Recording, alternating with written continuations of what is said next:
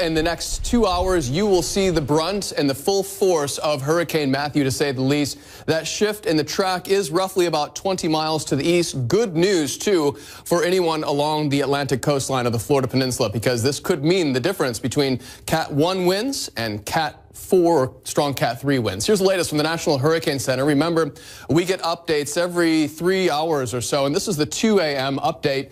It is now dropped in strength by 10 miles per hour, bringing it to a strong Category 3, 120 mile per hour winds right around the center of circulation, which, by the way, is becoming more defined. So this storm hasn't really lost its ability to strengthen just yet, because remember, that eye wall is still over the warm ocean waters across this region, which act like jet fuel to help intensify and strengthen the storm. You're looking at the latest radar, and I want to point out a few different things here. Right now, you can see the eye wall really starting to take shape quite nicely. It's just off the coastline of Florida, just south and to the east of Melbourne and the Space Coast region. But if we zoom in a little bit closer to this area, we'll get into some detail, because what I'm starting to notice here, you see that dark shading of yellow and orange on the western periphery of the eye wall, that circle right in the center of the storm.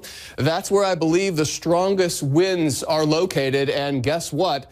Those winds are traveling towards the shoreline, and you can imagine too what this is doing as it pushes up against the sea or the ocean surface. It is building that storm surge, is what we call it, and that will bring that in for this particular region, perhaps 7 to 11 feet, especially from Melbourne northward into the Space Coast area. And then we have the outer rain band still impacting the central parts of the state. We can't forget about Orlando.